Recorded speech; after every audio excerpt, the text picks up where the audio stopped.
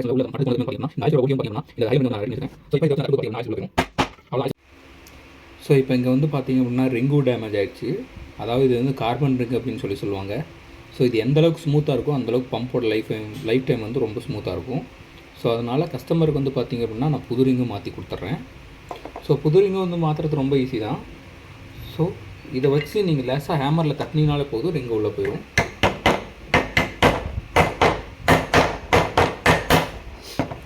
நீங்கள் எந்த கம்பெனியில் மோட்ரு வாங்கிக்கலாம் அந்த கம்பெனியில் அவங்களுக்கான ஸ்பேரை கேட்டிங்க அப்படின்னா அவங்க கரெக்டான ஸ்பேர் கொடுப்பாங்க. ஸோ இப்போ பேசிக்காக அந்த தைராய்டு போல்ட்டை வந்து நம்ம டைட் பண்ணிவிட்டு டேரெக்டாக ஃப்ரேமில் வந்து அசம்பிள் பண்ண போகிறோம் ஃப்ரண்ட் கவரை. ஸோ இந்த அசம்பிள் பண்ணுறது வந்து பார்த்திங்க அப்படின்னா ஃப்ரண்ட் கவரை வச்சு லேசாக தட்டணும் அப்படின்னா லோ போயிடும். தட்டிட்டு ஒரு ஆர்டர் ஃப்ரீயாக இருக்குதா என்ன அப்படிங்கிறத பார்க்கணும். பேக் சைடில் எப்போவுமே நல்லா ஃபுல்லாக டைட் பண்ணணும். எந்த அளவுக்கு நம்ம டைட் பண்ணுறோமோ அந்தளவுக்கு ப்ளே வந்து பர்ஃபெக்டாக இருக்கும். ஸோ இப்போ வந்து பார்த்திங்க அப்படின்னா நான் ஃபுல்லாகவே டைட் பண்ணிடுறேன். அதாவது எல்லா சைடும் ஈவனாக தான் டைட் பண்ணணும். நீங்கள் வந்து ஒரு சைடு வந்து நல்லா டைட்டாக ஒரு சைடு ஈவனாகவும் டைட் பண்ணாமல் இருந்தீங்க அப்படின்னா ஃப்ரீயாக இருக்காது. ஸோ இப்போ நெக்ஸ்ட்டு வந்து பார்த்திங்க அப்படின்னா டயப்ராம் கேப் வந்து அசம்பிள் பண்ணணும். ஸோ இது ஒரு சில பம்பில் வந்து பார்த்திங்க அப்படின்னா டயப்ராம் கேப் இருக்கும், ஒரு சில பம்பில் வந்து பார்த்திங்கன்னா டயப்ராம் கேப் இருக்காது. ஸோ இந்த கேப்போட இப்போ பம்பில் வந்து வாட்டர் ஃபில் பண்ணிவிட்டு ஆயில்ஸோட பர்பஸ் என்ன அப்படிங்கிறத ஃபுல்லாக பார்த்துடலாம். ஸோ இப்போ வந்து பார்த்திங்க அப்படின்னா நம்ம பம்புக்குள்ளே வந்து தண்ணியை ஃபில் பண்ணியாச்சு. நம்ம ஆயில் செல் ப்ரெஸ் பண்ணோன்னே இந்த ஆயில் செல் ஒர்க்கிங்கில் இருக்குதா, அதாவது பம்ப் ரன்னிங்கில் வந்து தண்ணி வெளியே லீக் ஆகுதா என்ன அப்படிங்கிறத ஃபுல்லாக பார்க்க போகிறோம். அதாவது இப்போ நான் இந்த மோட்டரை வந்து ஆன் பண்ண போகிறேன். ஸோ ஸ்டார்டரில் வந்து ஃபுல்லாக கனெக்ஷன் பண்ணியிருக்கேன். ஸோ இப்போ ஆன் பண்ணும்போது இதில் எந்த அளவுக்கு தண்ணி வருது, அதாவது தண்ணி கரெக்டாக வருதா, லீக் ஆகுதா லீக் ஆகலை அப்படிங்கிறத ஃபுல்லாக பார்த்துடலாம். ஸோ இப்போ பம்பை வந்து ரன் பண்ணுறேன்.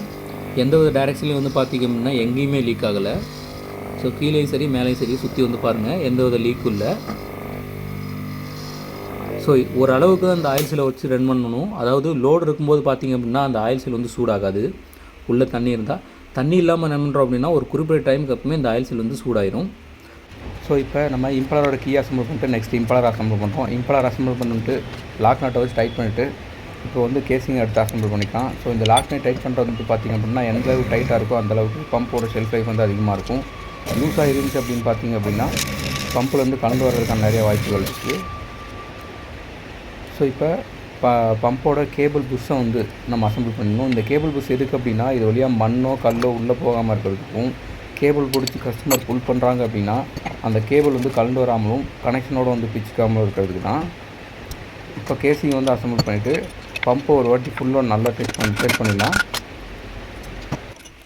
ஸோ இப்போ கேசிங் அசம்பிள் பண்ணதுக்கப்புறமே பம்பு வந்து ஃப்ரீயாக இருக்குதா என்ன அப்படிங்கிறத ஒரு வாட்டி நம்ம சுற்றி பார்த்துடணும். ஸோ சுற்றி பார்த்துறதுக்குமே பழைய ட்ரைன் பிளக் நட்டையும் ஐ போல்ட்டையும் வந்து டைட் பண்ணிவிட்டு ஸோ இப்போ பம்பை வந்து ஃபுல்லோட ஓட்டி செக் பண்ணிடலாம். ஸோ இப்போ ஃபுல்லோட ஓட்டுறதுக்கு ஸ்டார்ட்டில் கனெக்ட் பண்ணியிருக்கேன். ஸோ இப்போ நான் பம்ப் ஆன் பண்ணிவிட்டு நார்மலாக நோலோடில் எப்போவுமே ஒரு வாட்டி பம்ப் ரன் ஆகுதா என்ன அப்படிங்கிறத பார்க்கணும். ஸோ இப்போ ஆன் பண்ணும்போது பாருங்கள் பம்ப் எந்த அளவு நல்லா ரன் ஆகுது அப்படிங்கிறத. ஸோ இப்போ நான் ஆன் பண்ணிவிட்டேன். பம்ப் வந்து கரெக்டான டேரக்ஷனில் தான் ரன் ஆகுது.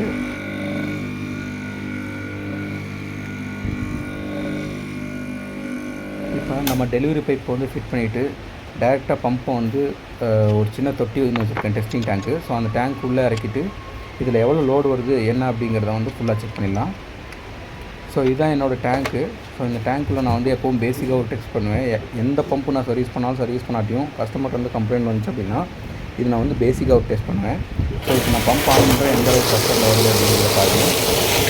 ஸோ இப்போ இந்த பம்பை வந்து எவ்வளோ ஹெட் எடுக்குது அப்படிங்கிறத செக் பண்ணலாம். இந்த பம்போட பேசி ஹெட் வந்து பார்த்திங்க அப்படின்னா 30 மீட்டர் வரும். ஸோ இப்போ இந்த பம்போட ஹெட் பண்ணுறது நான் வால்வு வந்து க்ளோஸ் பண்ணுவேன். ஸோ அந்த வால்வை க்ளோஸ் பண்ணும்போது மீட்டர் வந்து பார்த்திங்க அப்படின்னா 60 மீட்டர், அதாவது 30 அப்படின்ற வேல்யூ வந்து பார்த்திங்கன்னா இது வந்து 30 மீட்டர் வேலை செய்யும். இதை வந்து டெக்னிக்கலாக ஹெட் அப்படின்னு சொல்லியிருக்காங்க. ஒரு ஹெட் அப்படிங்கிறது 3.232 மீட்டர் வந்து வேலை செய்யும். ஸோ இதை வச்சு தான் ஒரு பம்பு எவ்வளோ அடி வேலை செய்யும், எந்த அளவுக்கு வேலை செய்யும் அப்படிங்கிறத. ஸோ இப்போ நான் ஹெட்டை க்ளோஸ் பண்ணிட்டேன். இப்போ பார்த்தீங்கன்னாலும் உங்களுக்கு தெரிஞ்சுருக்கும் 30 மீட்டரில் வந்துருக்கு. ஸோ இப்போ இந்த பம்பு இல்லாமல் நல்ல நீட்டாக வருது. ஸோ இவ்வளோ தான் இந்த வீடியோ. உங்களுக்கு இந்த மாதிரி பம்பை பற்றின டீட்டெயில்ஸ் வேணும் அப்படின்னா நம்ம சேனலை சப்ஸ்கிரைப் பண்ணுங்கள்.